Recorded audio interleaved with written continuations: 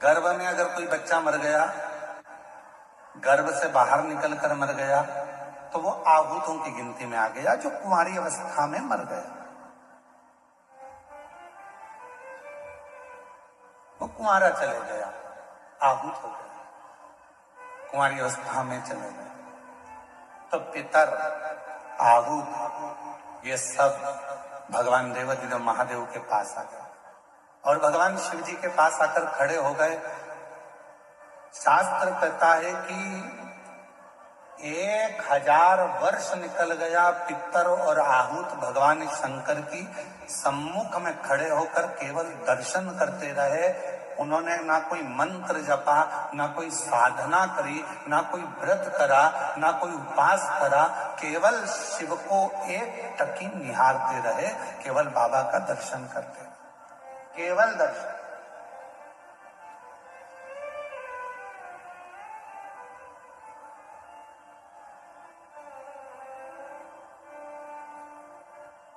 कितना फल है दर्शन का, जरा देखिएगा।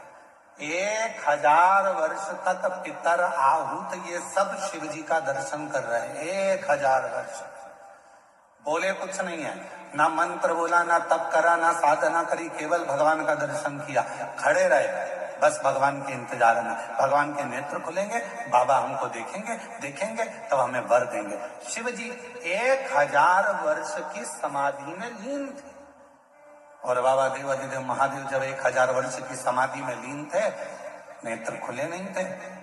आज बाबा ने 1000 वर्ष की समाधि से अपने नेत्र को खोला और 1000 वर्ष के समाधि पर जैसे ही बाबा के नेत्र खुले तो सबसे पहले पितर और आहूत पर भगवान की दृष्टि, भोलेनाथ जी का निगाह गया। बाबा ने देखा,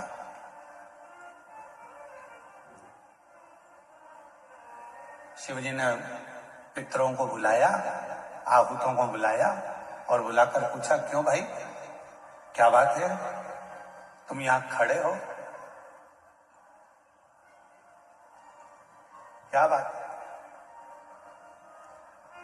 बस देवाधिदेव महादेव बाबा पूछने ही वाले थे, इतनी देर में नंदी दौड़कर आ गया और नंदी दौड़कर आया और आते से भगवान भोलेनाथ जी से बोला, प्रभु आपने तो इनको अब देखा है, जितने समय से आप तप कर रहे हो उतने समय से ये बाहर खड़े होकर आपका दर्शन कर रहे हैं, इंतजार कर रहे हैं। नेत्र खुलेंगे, बाबा हमें वर देंगे, नेत्र खुलेंगे, बाबा हमें वर देंगे। 1000 वर्ष इन पितरों को हो गया, 1000 वर्ष इन आहूतों को हो गया, आपका दर्शन कर रहे हैं प्रभु, आप इन्हें वर दे दीजिए। शिव जी ने पितरों से पूछा, तुम क्या चाहते, तुम्हें चाहिए क्या? आहूतों से पूछा, तुम्हें क्या चाहिए, तुम बोलो। पितर और आहूत दोनों एक ही बात बोले, प्रभु संसार के लोग श्राद्ध पक्ष में हमको जल देंगे।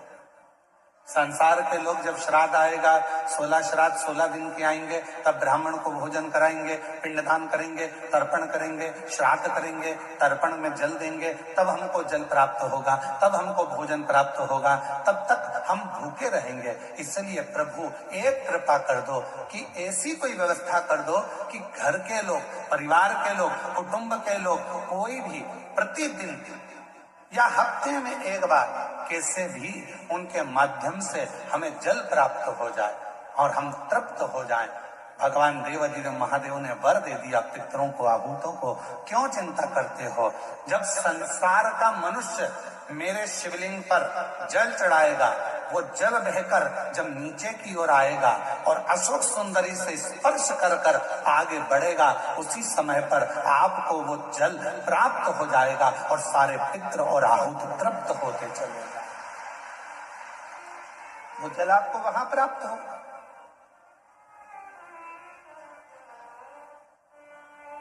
अब कई लोग कहते हैं, गुरुजी हमारे यहाँ पितृ दोष हो गए।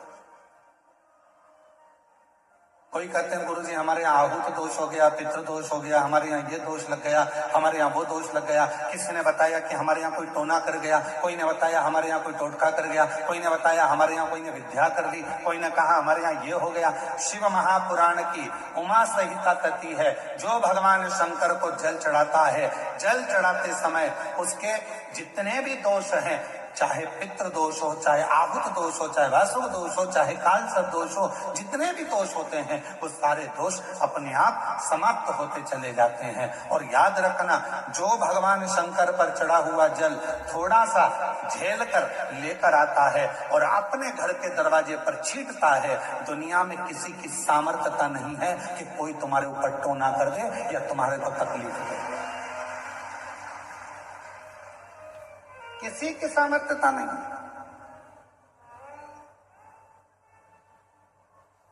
हम तो बाबा के भरोसे चलते हैं, हम तो बाबा के भरोसे चलते हैं।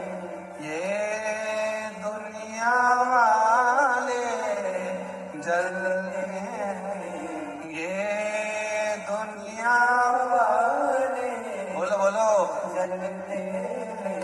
हम तो बाबा के भरोसे चलते हैं, डमरू वाले के भरोसे चलते हैं, काशी वाले के भरोसे चलते हैं, सीहोर वाले के भरोसे चलते हैं, देवघर वाले के भरोसे चलते हैं, डमरू वाले के भरोसे चलते हैं। हम उस पर आश्रित होकर चलें।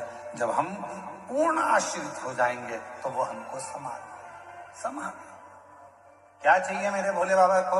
ना तो मेरे भोले बाबा को तुमसे धन चाहिए, ना मेरे भोले बाबा को तुमसे दौलत चाहिए, ना मेरे शंकर भगवान को तुमसे संपदा चाहिए, ना मेरे शंकर भगवान को तुमसे कोई प्रॉपर्टी चाहिए, ना मेरे शंकर भगवान को तुमसे कोई संपदा चाहिए। कोई तुमसे कहे कि शंकर भगवान को 1 किलो भोग रोज लगाना पड़ेगा तो समझ लेना कि बेवकूफ बना रहा। कोई तुमसे कहे कि शंकर जी को 5 किलो दूध रोज चढ़ाना पड़ेगा, समझ लेना कि बेवकूफ बना रहा है। कोई तुमसे कहे कि 25 किलो घी का दिया शंकर जी को लगाना पड़ेगा, समझ लेना बेवकूफ बना रहा है। अगर कोई तुमसे कहे कि शंकर भगवान को इतना सारा प्रसाद चढ़ाना पड़ेगा तो समझ लेना कि पागल बना रहा है। मेरा भोले बाबा तुम्हारे प्रसाद का भूखा नहीं है, मेरा भोले बाबा तुम्हारे दूध का भूखा नहीं है, मेरा भोले बाबा तो केवल तुम्हारे निर्मल मन का भूखा है, सच्ची भक्ति का भूखा है और हृदय का भूखा है। तुम्हारे मन से, तुम भाव से मात्र एक चावल का दाना यदि शंकर भगवान को समर्पित करते हो, शिव उसको स्वीकार करते हैं। आप 1 लोटा जल शंकर भगवान को समर्पित करते हो, शिव उसको स्वीकार करते हैं। आप 1 चम्मच में से भी आधी चम्मच यदि देसी गाय का, हमारी वेद लक्षणा देसी गाय का यदि दूध आधी चम्मच से भी आधी चम्मच यदि आप शिव को दे रहे हो, शिव स्वीकार कर रहे हैं। फिर आप केमिकल का दूध मत चढ़ाओ, थैली का दूध मत चढ़ाओ, ये इधर उधर से आया हुआ दूध भगवान को मत चढ़ाओ। आप तो देसी गाय का 1 आधी चम्मच से भी आधी चम्मच दूध अगर शिव को दे रहे हो तो शिव स्वीकार कर रहे।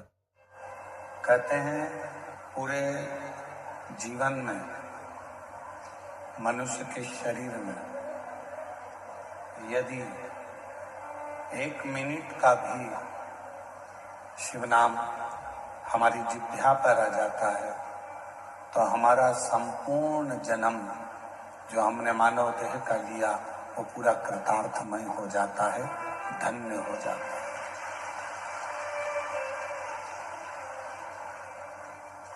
एक मनुष्य ऐसा है जो पैसे वाले को ढूंढता है।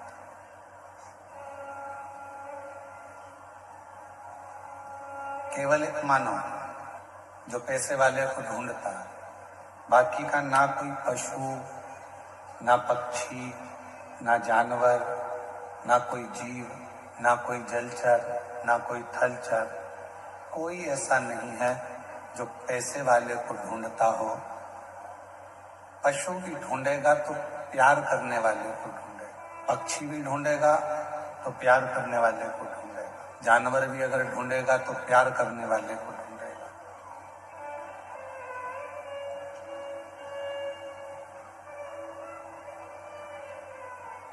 मनुष्य पैसे वाले को ढूंढता है, मानव धन वाले को ढूंढेगा, पर जानवर पशु पक्षी कभी पैसे वाले को नहीं ढूंढता। जानवर पशु पक्षी ये सब प्यार करने वाले को ढूंढते हैं कि हमें स्नेह कौन करे। एक क्षण का यदि प्रेम किसी पशु को, किसी पक्षी को, किसी जानवर को मिल जाता है तो वो आपसे दूर नहीं जाता और आपके पास आता है।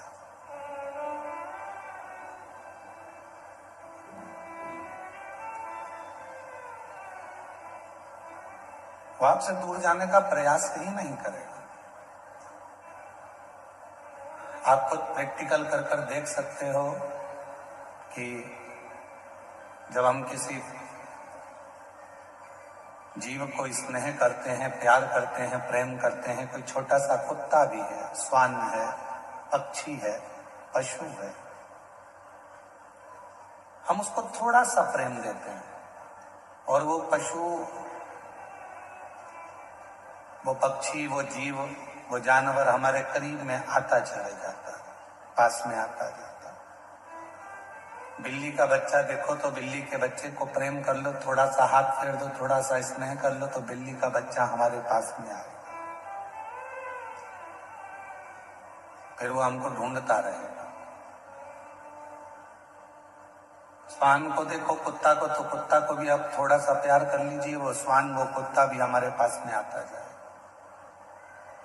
क्या चाहिए इनको? केवल प्रेम, केवल प्यार, केवल स्नेह, केवल तुम्हारा समर्पण, केवल तुम्हारा स्नेह उस जीव को चाहिए, उस पशु को चाहिए, उस पक्षी को चाहिए, केवल प्रेम।